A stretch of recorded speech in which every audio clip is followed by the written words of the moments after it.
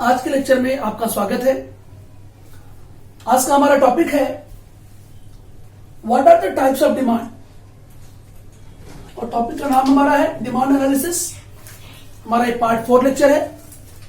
Now what are the types of demand? There are 5 types of demand. Number 1 direct demand, number 2 indirect demand. Indirect demand is also called as derived demand,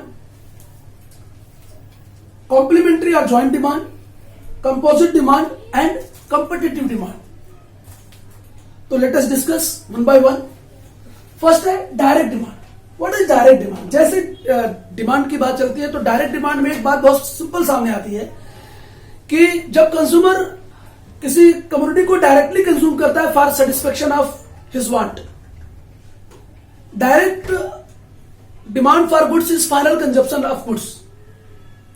the consumer directly demand करेगा, consume करेगा और satisfaction लेगा। तो इस तरह की demand को हम क्या कहते हैं? Direct demand. जैसे देखिए सिंपल एकदम लिखा है, a demand is said to be direct. Demand को हम डायरेक्ट डिमांड कब कहेंगे? If a good is purchased for direct satisfaction of want. So demand is said to be direct demand when goods are demanded for direct satisfaction of want. Now, for example, apple, mangoes, wheat, rice, there are so many commodity which are available for direct satisfaction of want. These are the goods are used for direct and final consumption. Therefore, these goods are said to have direct demand. इसलिए इन goods की demand को, जैसे हमने example में रखा, Apple है, rice है, wheat है, ये हमारी वांट्स को डायरेक्टली सेटिस्फाइड करते हैं। इस तरह की गुड्स की डिमांड को हम क्या कहेंगे? Direct demand. नेक्स्ट वन है इनडायरेक्ट डिमांड। इनडायरेक्ट डिमांड को हम डिराइव डिमांड भी कहते हैं। डिराइव डिमांड का मतलब होता है कि जैसे कोई भी गुड्स डिमांड किया जाएगा not for direct satisfaction of want, but after making certain further process, that means these goods are demanded for further production of goods and services. जैसे मशीनरी की डिमांड क्या होगी? इनडायरेक्ट डिमांड होगी, क्योंकि machinery हमारी want को direct satisfied नहीं करेगी। मशीनरी से कोई और दूसरा गुड्स बनेगा, प्रोड्यूस होगा, उसके बाद वो गुड्स हमारी वांट को सेटिस्फाई करेगा। So demand for capital goods like machinery is called as indirect demand or derive demand. जैसे देखिए indirect demand is also called as derive demand. वैसे तो फैक्टर ऑफ प्रोडक्शन की डिमांड भी डायरेक्ट डिराइव डिमांड होती है, because of single factor of production can not satisfy या can not produce anything. Single factor of production can not produce anything. When all factor of production are joined together, then they will produce certain goods and services. So demand for factor of production is also called as derived demand. So just here see that a demand is said to be derived या indirect demand. When particular product is demanded not for direct consumption, जब किसी particular product को direct consumption के लिए demand नहीं करते हैं, but for further processing and producing those goods which can be used for final consumption. जैसे machinery का एग्जांपल हमने दिया। मशीनरी की डिमांड को हम क्या बोलेंगे? इनडायरेक्ट डिमांड बोलेंगे। और मशीनरी का इस्तेमाल किया जाता है फर्दर प्रोडक्शन ऑफ गुड्स। इसलिए बोला जाता है ना, capital goods are produced means of production. Produced means of production means they are utilized for further production of goods. It is the demand for producers goods, क्योंकि इसका इस्तेमाल producer ही करेगा। तभी मशीनरी का इस्तेमाल कौन करता है? प्रोड्यूसर करेगा ना, मैन्युफैक्चरर करेगा। Hence all factor of production have indirect or derived demand. For example, demand for workers in a sugar factory is a derived or indirect demand. Sugar factory के अंदर वर्कर्स की जो डिमांड होगी वो क्या होगी? डिराइव्ड डिमांड होगी। खाली मशीनरी रखने से, प्लांट लगा देने से, या वहां पर मैन्युफैक्चरर या प्रोड्यूसर या इंटरप्रेन्योर के मौजूद होने से प्रोडक्शन नहीं हो जाएगा। आपने कैपिटल भी लगा दिया, आपने मशीनरी भी ला दिया, आप स्वयं प्रोड्यूसर भी है लेकिन वर्कर नहीं है, तो प्रोडक्शन होगा क्या? नहीं होगा। सो कहीं ना कहीं जो ऑल फैक्टर ऑफ प्रोडक्शन है उनकी डिमांड क्या होती है, डिराइव्ड होती है, इनडायरेक्ट होती है। तो वेरी सिंपल है ये। नेक्स्ट वन है कॉम्प्लीमेंट्री और ज्वाइंट डिमांड। कॉम्प्लीमेंट्री डिमांड को ज्वाइंट डिमांड कहते हैं। When two or more goods are demanded jointly to satisfy a single want, जब दो या दो से अधिक गुड्स को एक साथ ज्वाइंटली डिमांड करते हैं एक सिंगल वांट को सेटिस्फाई करने के लिए। जरा एक सिंपल सा एग्जांपल देता हूं मैं। अगर हमें चाय पीनी हो, टी पीनी हो, तो उसके लिए क्या चाहिए? मिल्क चाहिए, शुगर चाहिए, और क्या चाहिए? टी लीफ चाहिए, चाय पत्ती चाहिए कि नहीं चाहिए? ये सारी चीजें जब आप कंबाइन करोगे तो आपकी चाय तैयार होगी, तो आपकी टी तैयार होगी। तो टी एक कमोडिटी है, एक वांट है, सिंगल वांट है, लेकिन उस सिंगल वांट को पूरा करने के लिए आपको कितने गुड चाहिए? ज्यादा गुड चाहिए ना। तो यहां पर वही कह रहा है, व्हेन टू और more goods are demanded jointly to satisfy a single want, then it is called as complementary और ज्वाइंट डिमांड, या it is known as joint or complementary demand. Such goods are always demanded jointly, and a rise in demand for one will lead to a rise in demand for other. जैसे मान लिया जाए, अगर मैंने pen की demand की, ink अपने आप मुझे लेना पड़ेगा, तो pen and ink. Bread and butter, but bread खरीदूंगा तो बटर लेना ही पड़ेगा। मैंने एक की डिमांड की तो दूसरे की डिमांड ऑटोमेटिकली बढ़ गई।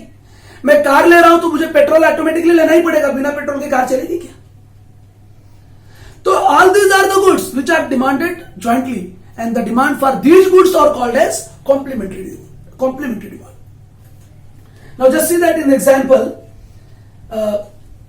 For example, bread and butter, tea and sugar, pen and ink, car and petrol, and so on. The demand for factor of production is also joint. इसमें भी हम कह सकते हैं कि फैक्टर ऑफ प्रोडक्शन की डिमांड क्या होती है, वो भी ज्वाइंट ही होती है, क्योंकि प्रोड्यूसर का एक एम है किसी एक गुड्स को प्रोड्यूस करना, तो उसका एक लक्ष्य है, तो सिंगल वांट उसको मान लीजिए आप। लेकिन उस सिंगल वांट को पूरा करने के लिए और भी फैक्टर ऑफ प्रोडक्शन चाहिए ना, तो इसलिए यहां पे बोल सकते हैं कि demand for factor of production is also joint, they together produce a commodity. क्योंकि जितने भी फैक्टर ऑफ प्रोडक्शन है किसी भी कमोडिटी को प्रोड्यूस करने के लिए, वे सब के सब मिलकर के एक साथ काम करेंगे तो किसी कमोडिटी को प्रोड्यूस कर पाएंगे। That's why demand for factor of production is also called as derived demand या ज्वाइंट डिमांड या कॉम्प्लीमेंट्री डिमांड। फिलहाल आपका बेस्ट एग्जांपल यहां तक आप रखें तो बहुत बेहतर होगा कि आप यहां तक रहें, एंड सो ऑन तक, बस यस करेक्ट, यहां तक रहें।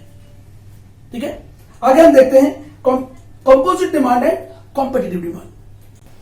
तो आपका फोर्थ है कंपोजिट डिमांड। कंपोजिट डिमांड किन गुड्स के लिए होती है, किस कमोडिटी के लिए होती है या किस प्रोडक्ट के लिए होती है? कंपोजिट डिमांड मींस कोई एक प्रोडक्ट या कोई एक commodity put for several uses.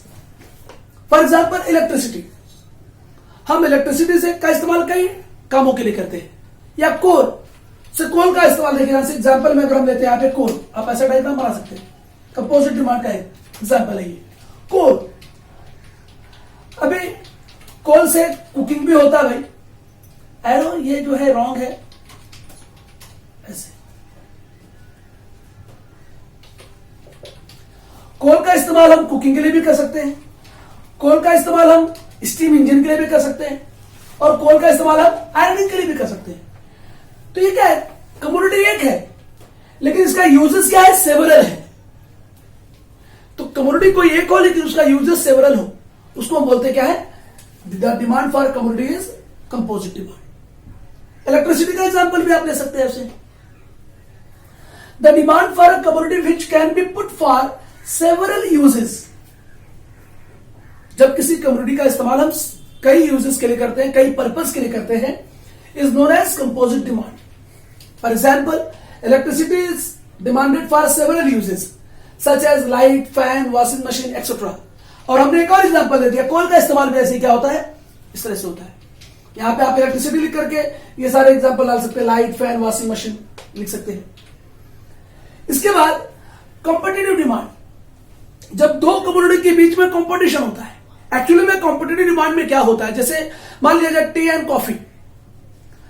अगर कॉफी बनाने में जो भी मटेरियल का इस्तेमाल होता है उनकी अगर कीमतें बढ़ जाए, कॉफी पाउडर की कीमत बढ़ जाए, कॉफी ज्यादा महंगी हो जाए, तो लोग कॉफी ना पी करके टी पीना स्टार्ट कर देंगे। या ऐसे हम कहते हैं कि दो प्रोडक्ट जब होते हैं, जैसे मान लिया पेप्सी और कोको कोला है, अगर पेप्सी की कीमत बढ़ जाएगी तो लोग कोको कोला पीने लगेंगे। सब्स्टिट्यूट है ना। कंज्यूमर डिमांड कैसे करता है? कंज्यूमर की डिमांड का एक बेसिक प्रिंसिपल क्या है? ही always demanded more goods at low price. जिस कमोडिटी की प्राइस लो होगी तो उसकी डिमांड वो ज्यादा करेगा। तो यहां पर सब्स्टिट्यूट कमोडिटी के ऊपर है। Pepsi and Coca Cola substitute है, तो सब्स्टिट्यूट कमोडिटी में अगर एक की कीमत बढ़ेगी तो दूसरे की डिमांड अपने आप बढ़ जाएगी। तो यहां पर वो कह रहा है it is demand for those goods which are substitute for each other.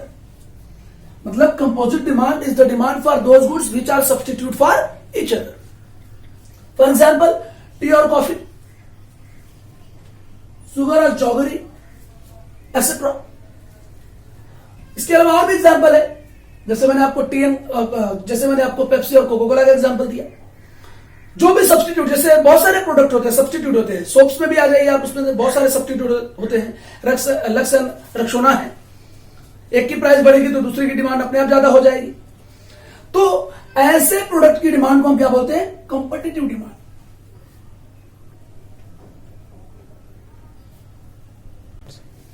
सो अगले लेक्चर में हम देखेंगे what are the determinants of demand. तब तक के लिए धन्यवाद, देखते रहिए।